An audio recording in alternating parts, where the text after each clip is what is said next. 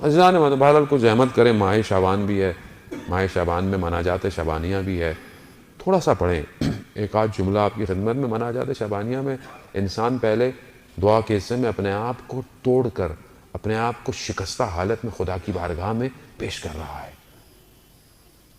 پہلی جگہ میں یہی کہتا ہے شروع میں کہ پروردگار اگر تو نے مجھے رزق نہیں دیا تو مجھے کون رزق دے گا، اور پروردگار اگر تو نے مجھے رسوا کر دیا تو کوئی نہیں جو مجھے عزت دے سکے گا۔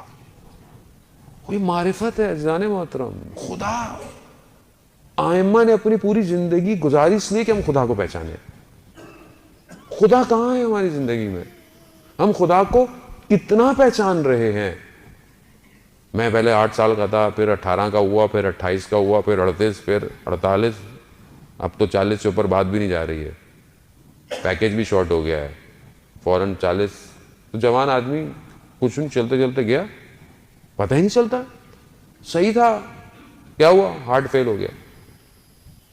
اب ہم اس چکر میں ہوں کہ نہیں 40 کے بعد کچھ سوچیں گے، 50 کے بعد کچھ سوچیں گے، اور دور عزیزان محترم گیا۔ ابھی سے ہاتھ میں تسبیح پکڑ لیں، کیونکہ ملک الموت انتظار نہیں کر رہا آج کل، جلدی آ رہا بہت زیادہ۔ ہاں ابھی آپ کے آمنے سامنے، آپ کو پہلے اتنی ڈیتھ نہیں ہوتی تھی عزیزان محترم، ابھی تو بہت تیزی سے ہوتی ہے۔ انسان گیا، سے کل تھا بیٹھا ہوا، دوسرے دن چلا گیا، ہمیں بھی کوئی پتہ نہیں ہے یہاں سے اٹھ کے نیچے بھی اٹھ پائیں گے، اتر پائیں گے کہ نہیں ہو پائیں گے، لیکن میں جی ایسے رہا ہوں جیسے میں نے 100 سال زندہ رہنا ہے۔ جبکہ آپ دیکھیں شہید دستغیب، آپ کی صلوات ان کے درجات میں اضافہ فرمائے،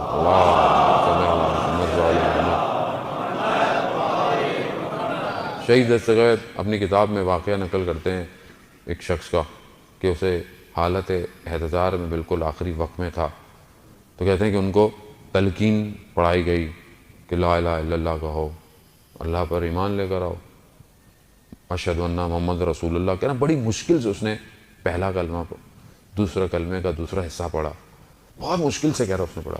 جب تیسرا ہم نے کہا کہ علی ولی اللہ پڑھو تو اس نے اشارہ کر دیا، نہیں پڑھا جا رہا۔ ایسے میں اس کی عجیب سی حالت ہوئی اور وہ بے ہوش ہو گیا، جبکہ آخری وقت تھا۔ اس کو ہاسپٹل لے گیا، کہتے ہیں کچھ عرصے اس کو خیوش آیا، تو وہ کہتے ہیں دوبارہ ان کی خدمت میں گیا تو انہوں نے کہا تھا اس وقت جب ہم تمہیں تلقین پڑھا رہے تھے تو تم نے تلقین کے شروع کے 2 بولے، تیسرا کیوں نہیں بولا؟ کہتا ہے میں نے دیکھا جب آپ مجھے تلقین پڑھا رہے تھے تو ایک بہت بڑا دیو ہے، اس کے ہاتھ میں زنجیریں ہیں اور اس کے یہ 3 حلقے ہیں۔ لا الہ الا اللہ جب آپ نے کہا پڑھو تو مجھے بہت سخت ہوئی، کیونکہ وہ زنجیر اپنی طرف کھینچ رہا تھا۔ میں نے بہرحال پھر بھی توحید کو اپنی طرف لے لیا۔ پھر جب آپ نے کہا محمد رسول اللہ کہو تو کہا، وہ بھی اس نے کھینچنے کی کوشش کی مگر وہ بھی میں نے اس سے لے لی۔ لیکن جب آپ نے کہا علی ولی اللہ کہو تو اس نے اپنے ہاتھ میں رکھی اور ایک ہاتھ میں اس نے مجھے ایک تھیلا دکھایا، کہا کہ اگر یہ تم نے گواہی دے دی تو یہ تمہارا سارا جتنا بینک بیلنس ہے، جتنا تمہارا مال ہے، تمہیں کچھ نہیں ملنے والا۔ تو کہہ رہا اس وقت میں نے کہا یہی تو میری ساری جمع پونجی ہے، یہ اگر چلی گئی تو پھر کیا ہوگا؟ تو کہتا ہے ایسے میں اچانک سے میں نے دیکھا کہ کوئی نورانی شخصیت آئی، اس نے اس دیو کو پاؤں رکھا اور اس کو دبا دیا، اور اچانک سے وہ علی ولی اللہ کی زنجیر میرے ہاتھ میں آ گئی۔ تو میں مرنے کے بجائے مجھے بچ گیا، میں نے دیکھا کہ میں اپنے آپ کو بستر پہ پایا۔ عزیزان محترم، حب دنیا کی محبت آخری لمحوں میں کلمہ پڑھنے نہیں دے گی۔ یہ آسان نہیں ہے، یہ سٹوریاں نہیں ہیں عزیزان محترم، یہ حقیقتیں ہیں۔ شہید دستغیب ایک اور شخص کا کہتے ہیں واقعات، وہ کہتے ہیں بہت سارے، کہتے ہیں ایک اور شخص کا واقعہ بیان کیا کہ جب اسے تلقین کے جملے پڑھا گئے کہ ائمۃ الابرار، ائمہ صرف یہی ہیں، تو کہتا ہے اس اشارہ کیا، اس نے نہیں پڑھ پایا۔ اشارہ کہاں کیا؟ اس کے کمرے میں ایک صندوق رکھا ہوا تھا، کہتا ہے جب ہم صندوق کھولا تو اس میں ایک سند تھی، یعنی ڈاکومنٹ، اور اس نے اشارہ کیا، لایا، پھر اس نے اس کو پھاڑ دیا اور پھر اس کی صحت ٹھیک ہو گئی۔ تو کہا کہ یہ کیا تھا؟ کہتا ہے جب تم مجھے کہتے تھے کہ ائمہ کو ماننے کے لیے تلقین کرو، تو کہتا ہے کہ ایک شخص اس کے سامنے کھڑا ہوتا تھا صندوق کے، اور اس صندوق میں جو سند تھی وہ میں نے کچھ پیسے دے کر گروی رکھی ہوئی تھی۔ جیسے ہی میں اقرار کرنے لگتا تھا، وہاں جو کھڑا ہوا شخص تھا وہ کہتا تھا میں یہ سند پھاڑ دوں گا، اور یہ سند مجھے میری جان سے زیادہ عزیز تھی۔ کہہ رہے جیسے ہی مجھے ذرا سا موقع ملا میں ہوش میں آیا، میں نے کہا پہلے تو میں اس کو پھاڑوں تاکہ میں آخری وقت میں ائمہ کی ولایت کا اقرار کر سکوں۔ عزیزان دنیا، یہ جو ہم جمع کر رہے ہیں، جتنی محبت بڑھتی چلی جائے گی آخری وقت میں جان کا نکلنا سخت ہو جائے گا۔